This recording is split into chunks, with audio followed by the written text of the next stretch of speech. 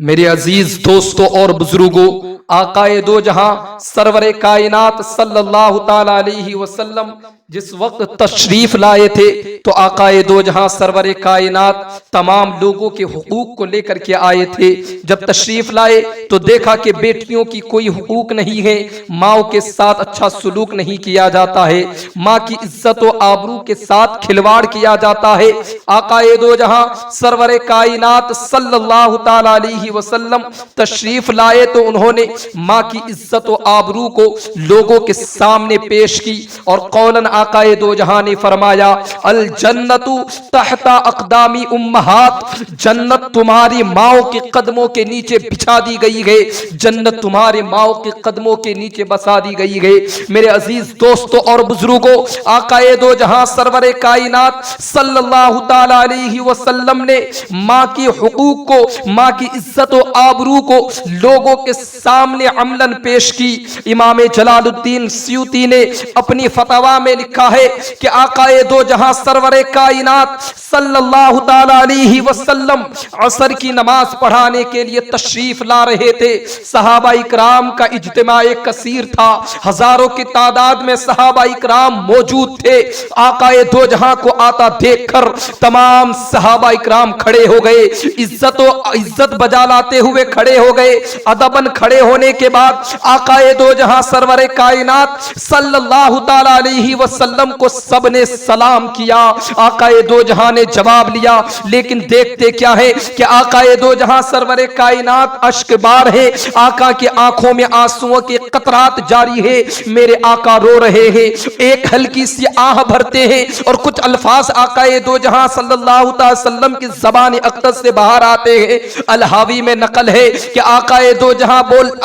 جہاں فرماتے ہیں، لو ادرکت والدی او احدہما، کاش آج میرے والدین زندہ ہوتے۔ میرے عزیز دوستوں اور بزرگوں، جب انسان دکھوں کا دور دیکھتا ہے اس کے بعد خوشحالی آ جاتی ہے تو انسان سوچتا ہے کہ میرے والدین نے میرے دکھوں کے دور کو دیکھا ہے، کاش آج یہ میرے سر پر عزتوں کی سجی ہوئی دستار کو بھی دیکھ لیتے۔ میرے والدین نے مجھے غربت میں دیکھا ہے، کاش آج وہ مجھے اس دولت کے ریل پیل میں بھی دیکھ لیتے۔ میرے آقا اس وقت پیدا ہوئے تھے جب باپ کا سایہ سر پر نہیں تھا، اور 6 سال کی عمر ہوئی کہ ماں کا بھی انتقال ہو گیا۔ ابوا کی ریت ہے، مدینے سے واپس ہو رہے ہیں، 3 شخص میں مشتمل قافلہ ہے۔ آقائے دو جہاں ہے، ام ایمن ہے، حضرت آمنہ ہے۔ حضرت آمنہ کو سخت بخار ہوتا ہے، آقائے دو جہاں سرور کائنات کی ماں حضرت آمنہ بخار میں مبتلا ہو جاتی ہے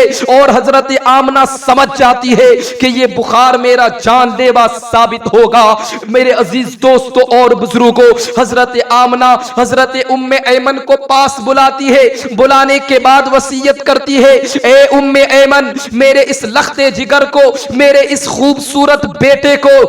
بحفاظت ان کے دادا امیر قریش عبد المطلب تک پہنچا دینا۔ حضرات گرامی، میرے عزیز دوستوں اور بزرگوں،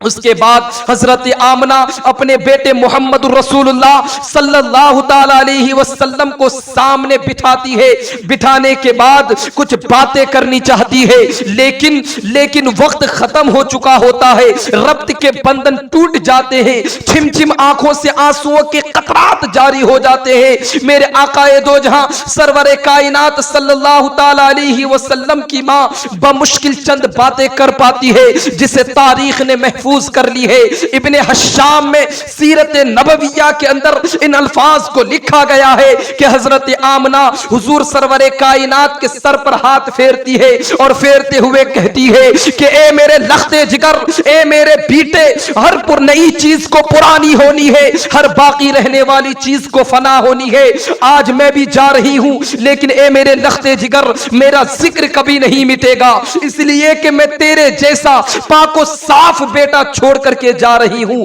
حضرات گرامی اس کے بعد حضرت آمنہ اپنے بیٹے محمد الرسول اللہ صلی اللہ تعالی علیہ وسلم کو کہتی ہے کہ اے میرے بیٹے، یہ بات ہمیشہ یاد رکھنا کہ جن ماؤں کے بیٹے اچھے ہو، جن ماؤں کے بیٹے کامیاب ہو، جن ماؤں کے بیٹے پاک و صاف ہو، ان ماؤں کے تذکرے کبھی نہیں مٹا کرتے۔ یہ چند الفاظ بول کر کے حضرت آمنہ کا انتقال ہو جاتا ہے۔ حضور سرور کائنات صلی اللہ تعالی علیہ وسلم اپنی ماں سے چمٹ کر رونے لگتے ہیں اور بہت زیادہ زار و قطار آنسو بہاتے ہیں۔ میرے آقا دو جہاں سرور کائنات اسی ریت میں اپنی والدہ کو تدفین کر دیتے ہیں اور آنسوؤں کے قطرات سے اپنی والدہ کے قبر پر چھڑکاؤ کرتے ہیں۔ آج ہو بھی کیا سکتا تھا، غریبی کا عالم ہے، یتیمی کا عالم ہے، مفلسی کا عالم ہے، ساتھ میں پانی تک نہیں موجود ہے کہ اپنی والدہ کے قبر میں چھڑکاؤ کرتے۔ میرے عزیز دوستوں اور بزرگوں، اگر آج کے وقت میں حضور کی ماں کا وصال ہوا ہوتا اور میرے آقا دو جہاں سرور کائنات موجود ہوتے تو یاد رکھنا مسلمانوں، صحابہ اکرام ہزاروں کی تعداد میں موجود ہوتے۔ تمام صحابہ اکرام دستہ بدستہ جنازے میں کھڑے ہوتے اور فرشتے جنت سے پھول لے کر کے حضور سرور کائنات کی ماں کے قبر میں ڈالتے۔ آقا دو جہاں سرور کائنات اس وقت کیا کر سکتے تھے؟ یتیمی کا عالم ہے، مفلسی کا عالم ہے۔ میں کسی شاعر نے کیا ہی خوب کہا ہے کہ میں کن پھولوں سے تجھے تدفین کرتا، تو جدا ہی ایسے موسموں میں ہوا تھا جب درختوں کے ہاتھ پھولوں سے خالی تھے۔ آقا دو جہاں حضرت آمنہ کی قبر کو چھوڑ کر کے ام ایمن سے جا کر کے چمٹ جاتے ہیں۔ اس کے بعد روایتوں میں آتا ہے کہ 8 سال کی عمر ہوتی ہے کہ حضرت حضور سرور کائنات کے دادا امیر قریش عبد المطلب کا بھی انتقال ہو جاتا ہے۔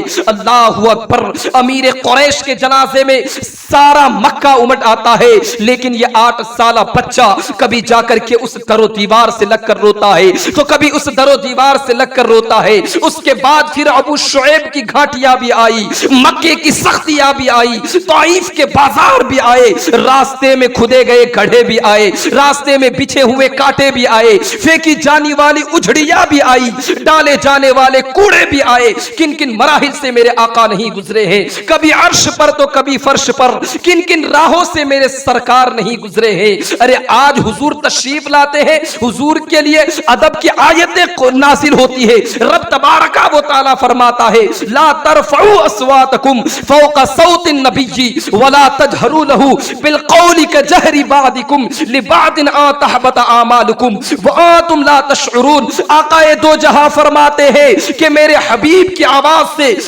میرے آقا دو جہاں کی شان میں رب فرماتا ہے میرے حبیب کی آواز سے اونچی آواز کر کے بات مت کرو، ان کے ساتھ چلا چلا کر مت بولو جیسے تم آپس میں چلا چلا کر بات کرتے ہو، کہیں ایسا نہ ہو کہ تمہارے عمل ختم ہو جائے، تمہارے عمل ضائع ہو جائے اور تمہیں خبر تک نہ ہو۔ حضرات گرامی ذرا سوچئے، اس وقت حضور پر کبھی کوڑے ڈالے جاتے تھے، طرح طرح کی تکلیفیں جھیلنی پڑتی تھی، لیکن آج اگر کوئی صحابہ حضور کے دربار میں جانا چاہتے ہیں تو رب انہیں ادب سکھاتا ہے کہ پہلے اپنے گھر سے صدقہ لو، پھر کسی فقیر کو تلاش کرو، اس فقیر کو صدقہ دو، اس کے بعد میرے آقا کے دربار میں حاضر ہو تاکہ تمہیں خبر ہو، تمہیں پتا چلے کہ کس شخصیت کے دربار میں تمہاری حاضری ہو رہی ہے۔ میرے عزیز دوستوں اور بزرگوں، آج میرے آقا تشریف لاتے ہیں تو تمام صحابہ اکرام کھڑے ہو جاتے ہیں۔ محبتوں کے جذبات کو جب میرے آقا دیکھتے ہیں، آقا رونے لگتے ہیں اور صحابہ اکرام سے کہنے لگتے ہیں کہ کاش آج میری ماں زندہ ہوتی، وانا اصلی صلاۃ العشاء، اور میں عشاء کی نماز پڑھا رہا ہوتا، سورہ فاتحہ کی تلاوت کر رہا ہوتا، اتنے میں میری والدہ کو میرے ساتھ کوئی کام یاد آ جاتا اور میری والدہ دروازے پر آتی، چلمن کو کھسکاتی اور میرے والدہ اپنے میٹھے مد بھرے لہجے میں کہتی ابنی محمد، میرے لختے جگر محمد ذرا ادھر آؤ۔ قسم خدا کی آقا فرماتے ہیں کہ میں نماز عشاء کو ترک کر کے اپنی والدہ کے قدموں میں پہنچ جاتا اور جا کر کے عرض کرتا وہ بتاؤ میری ممی کیا کام ہے، تیرا بیٹا محمد تیرے قدموں میں حاضر ہے۔ میرے عزیز دوستوں اور بزرگوں، آج ہر جوانی کی دہلیز پر قدم رکھنے والا بیٹا اپنے والدین سے بیگانہ ہوتا ہوا نظر آ رہا ہے، اپنے والدین کے ساتھ روب و دبدبا سے بات کرتا ہے، جبکہ والدین اللہ رب العزت کی بہت بڑی نعمت ہے۔ اس نعمت عظمیٰ کا تو تقاضا یہ ہے کہ اس کی قدر کی جائے، اس کی اہمیت کو تسلیم کیا جائے، اس کے ساتھ حسن سلوک سے پیش آیا جائے۔ رب قرآن میں کہتا ہے اما یبلغن عندک الکبر احدہما او کلاہما فلا تقل لہما اف ولا تنہرہما وقل لہما قولا کریما۔ رب کہتا ہے اگر تمہارے سامنے تمہارے والدین یا ان دونوں میں سے کوئی ایک اگر بڑھاپے میں پہنچ جائے تو انہیں اف تک نہ کہو، انہیں نہ جھڑکو، بلکہ ان کے ساتھ اچھے انداز میں بات کرو، نرم انداز میں بات کرو۔ میرے عزیز دوستوں اور بزرگوں، والدین کی اہمیت کیا ہے؟ کوئی جا کر کے پوچھے دہلی کے میٹرو اسٹیشن کے نیچے زندگی بسر کرنے والے ان یتیم بچوں سے کہ جب تک ان کے سر پر والدین کا سایہ تھا تو کوئی انہیں بیٹا کہتا تھا، تو کوئی بھانجا کہتا تھا، تو کوئی نواسا کہتا تھا، تو کوئی پوتا کہتا تھا، لیکن جب وہی بچہ یتیم ہو گیا تو آج کوئی انہیں پہچانتا تک نہیں ہے۔ میرے عزیز دوستوں اور بزرگوں، آج کے نوجوانوں کو یہ بات یاد رکھنے کی ضرورت ہے کہ اگر آپ انجینئر بن جاتے ہیں، ڈاکٹر بن جاتے ہیں، پروفیسر بن جاتے ہیں، کسی بڑے عہدے سے فائز ہو جاتے ہیں یا اپنے پیر پر کھڑے ہو جاتے ہیں کمانے کے لیے، تو یہ بات یاد رکھنا یہ کسی اور وجہ سے نہیں ہے۔ آپ کی کامیابی کی سب سے بڑی وجہ آپ کے والدین کی محنتوں کا صلہ ہے۔ اگر آپ کے والدین کا سایہ سر پر نہیں ہوتا تو آپ یہ سب کچھ نہیں کر پاتے۔ یاد رکھنا جن بچوں کے سر پر والدین کا سایہ نہیں ہوتا ہے، جن بچوں کے سر پر بزرگوں کا سایہ نہیں ہوتا ہے، وہ بچے پیٹ بھر کر کھانے کے لیے ترس جاتے ہیں، شکم کے بھوک کے خاطر پڑھائی کو پائے تکمیل تک نہیں پہنچا پاتے ہیں۔ میرے عزیز دوستوں اور بزرگوں، محبت ایک ایسے رشتے کا نام ہے کہ اگر انسان اس دنیا میں ایسا ہے جس سے کوئی محبت نہیں کرتا ہے، کوئی اگر ایسا انسان ہے جس سے کوئی محبت و مودت نہیں کرتا ہے تو اس انسان کے چہرے سے رونق ختم ہو جاتی ہے، اس انسان کے ہونٹوں کی مسکراہٹ مسمار ہو جاتی ہے، وہ یتیم دیکھنے لگتا ہے۔ اگر یہ کہہ دیا جائے کہ محبت سے محروم ہونے کو یتیم کہا جاتا ہے تو بیجا نہیں ہوگا۔ دنیا میں اللہ اور اس کے رسول کے بعد اگر محبت کرنے والی سب سے زیادہ کوئی ذات ہے تو وہ والدین کی ہے۔ اگر دنیا والے آپ سے محبت کرتے ہیں، آپ کے پڑوسی آپ سے محبت کرتے ہیں تو کسی اور وجہ سے نہیں بلکہ آپ کے والدین کی وجہ سے آپ سے محبت کرتے ہیں۔ یہ بھی آپ کے والدین کا آپ کے اوپر بہت بڑا احسان ہے۔ حضرات گرامی، اللہ کے رسول فرماتے ہیں اگر کوئی بندہ اپنے والدین پر رزق خرچ کرتا ہے تو اس کے رزق میں